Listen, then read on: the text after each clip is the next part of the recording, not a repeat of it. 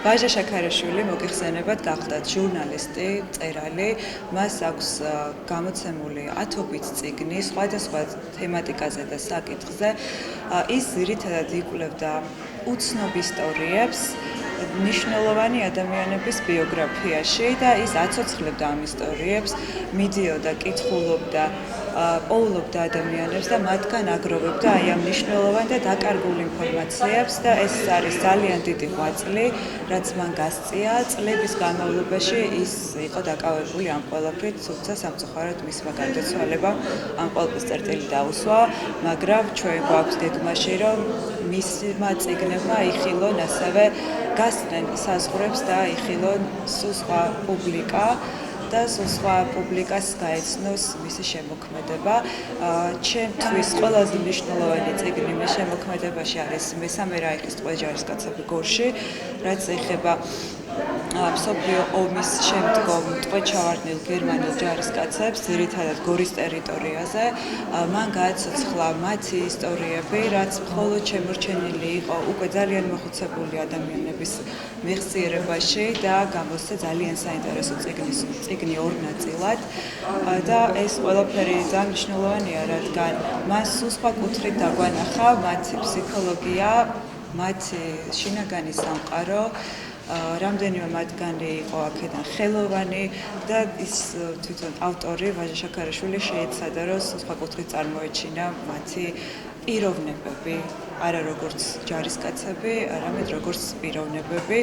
და მე მაქვს გეგმაში, რომ ეს წიგნი ადაპტირდეს, ითარგმნოს გერმანულ ენაზე და შემდეგ მოხდეს მისი პრეზენტაცია გერმანიაში.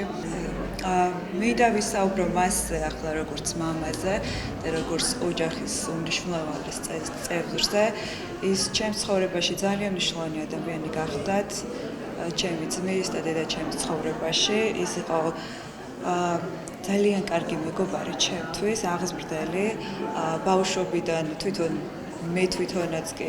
პროფესიის ჩამოყალიბებაში ძალიან დამეხმარა, მას უნდოდა რომ მხატვარი ყოფილიყავი, ასე გადაწყვიტა და დაემთხვა ის, რომ ამის ნიჭი აღმომაჩნდა და მოკეთ აი ამ გზაზე მან დამაყენა, რისთვისაც ძალიან მადლიერი ვარ. და რაღაცნაირად მისი ეს თვისებები, რაც მას გააჩნდა, ეს ადამიანების აღმოჩენა, მათი ღვაწლის დაფასება და ასე შემდეგ, თითქოს ჩვენშიც არის გადმოცემული და მე და ჩემი ძმა დღეს ვცდილობთ, რომ მის გზას გავყვეთ და არ დავიწყოთ ის ადამიანები, რომლებმაც მნიშვნელოვანი როლი ითამაშეს არა მხოლოდ მათ, არამედ მათ გარემოს შექმნაში და ჩამოყალიბებაში.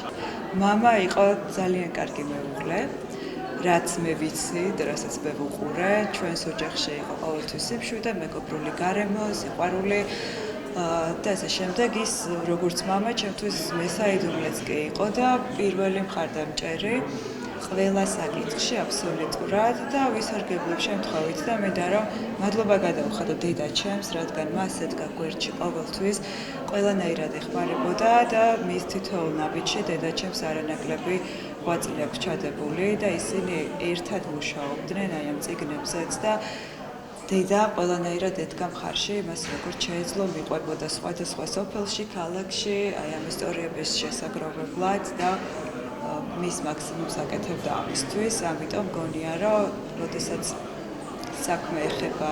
მეგობრულ, გუნდურ, ოჯახურ დამოკიდებულებებს, ძალიან მნიშვნელოვანი არის შემდეგ შემოქმედებაშიც. როდესაც მას ვფიქრობ, ის მახსენდება ჩვენი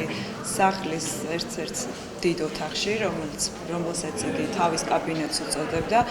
მაგიდასთან ჯდომარი, ჩაფიქრებული, სათვალით, როგორ წერდა და ყოველთვის გაუცებული ვიყავი ბავშვობიდან, როგორ შეიძლება ადამიანს ამდენი ეწერა და მის ნაშრომებს ვადევნებდი თვალს, ჩემთვის იყო ძალიან დიდი დასტები ამ ფურცლების და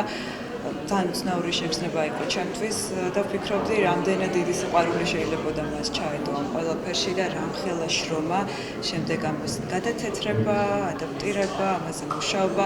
დედა მახსოვს უკვე კომპიუტერთან, როდესაც კლავიატურაზე კრებდა მის ნაწერებს და ასე შემდეგ და ესე გუნდურად ყალიბდებოდა ყველაფერი ჩვენს ოჯახში. რაღაც პერიოდი არ ვკითხულობდი ამ წიგნებს სხვათა შორის, რადგან ცოტა როგორც ბავშვი ვიყავი მაშინ და ცოტა მძიმე თემატიკები იყო ჩემთვის და ცოტა გული წყდებოდა ამაზე, შემდეგ დავჭერქი და ყველაფერი წავიკითხე. ეს იყო ცოტა ძაფრსიუჟეტიანი წიგნები, იყო ასევე მხატვრული ლიტერატურა, ძალიან დიდი სიკვდილით და სიყვარულით ახსოვსე და სხვადასხვა ჟანრის წიგნები. ასევე 2008 წლის ომის შემდეგ გამოსცა წიგნი ომის შესახებ და ეს იყო ყველაზე შთამბეჭდავი, რადგან ძალიან ახალი ამბავი იყო და მაშინ საკმაოდ პატარა ვიყავი, როდესაც ომი იყო და აი ამ წიგნის წაკითხვამ უფრო მეტად გამაანალიზებდა ყველაფერი და ძალიან დიდი შთამბეჭდება მოახდინა ჩემზე. თუმცა მგონია, რომ მამა მაინც წაუკითხავი წიგნი არის ოჯახისთვის, საზოგადოებისთვის და ამას მაინც დრო ჭირდება, რომ ყველაფერი ობიექტურად დავინახოთ და უკეთესად აღვიქვათ, რა პიროვნება იყო და რა ადამიანი დაკარგა სრულიად საქართველოს. სახელი